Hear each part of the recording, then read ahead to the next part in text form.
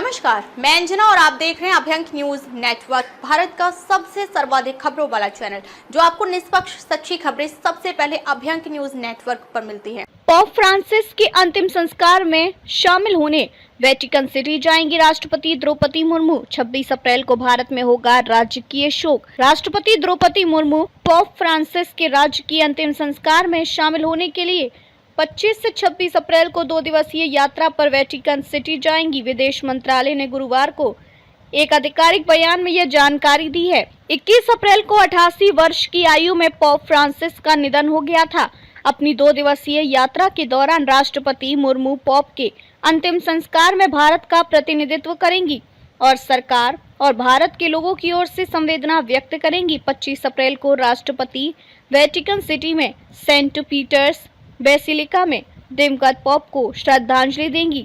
विदेश मंत्रालय के एक संक्षिप्त बयान के अनुसार वे 26 अप्रैल को वेटिकन सिटी में सेंट पीटर्स स्क्वायर में अंतिम संस्कार में शामिल होंगी, जिसमें कई वैश्विक नेताओं और गणमान्य व्यक्तियों के शामिल होने की उम्मीद है।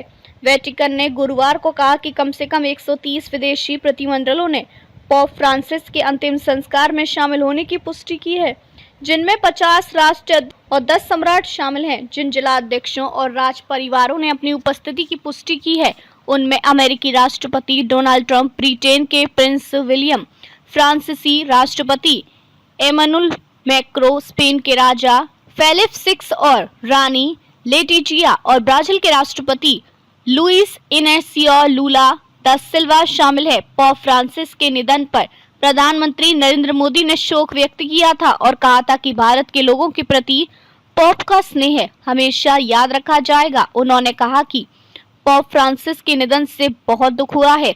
दुख और स्मरण की इस घड़ी में वैश्विक कैथोलिक समुदाय के प्रति मेरी हार्दिक संवेदनाएं हैं। पीएम मोदी ने एक्स पर एक पोस्ट कर लिखा, पोप फ्रांसिस को दुनिया भर में लाखों लोग हमेशा करुणा, विनम्रता और आध्यात्मिक साहस के प्रतीक के रूप में याद रखेंगे। छोटी उम्र से ही उन्होंने प्रभु ईसा मसीह के आदर्शों को साकार करने के लिए खुद को समर्पित कर दिया। उन्होंने गरीबों और वंचितों की लगन से सेवा की। जो लोग पीड़ित थे, उनके लिए उन्होंने आशा की भावना जगाई। प्रधानमंत्री ने कहा कि भारत के लोगों के प्रति उनका स्नेह हमेशा संजो कर रखा जाएगा। ईश्वर उनकी आत्मा को शांति प्रदान करे। बता दें कि 22 अप्रैल को विदेश और पर्यावरण, वन एवं जलवायु परिवर्तन राज्य मंत्री कीर्तिवर्धन सिंह ने शोक पुस्तिका पर हस्ताक्षर करने के लिए दिल्ली स्थित अपोस्टोलिक नंसिएचर का दौरा किया था। इससे पहले भारत ने पोप के निधन पर 3 दिन का राजकीय शोक घोषित किया था।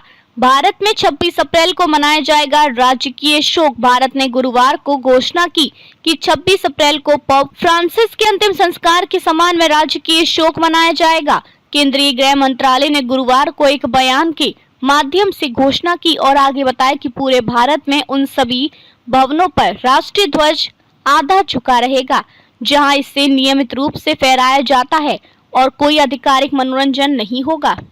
ताजा खबरों के लिए अभ्यंक न्यूज नेटवर्क पेज को फॉलो करें और लाइक करें, सब्सक्राइब करें, बेल आइकन को दबाना ना भूलें। अगर आप हमें फेसबुक, ट्विटर, इंस्टा के माध्यम से देख रहे हैं तो फॉलो, कमेंट करना ना भूलें।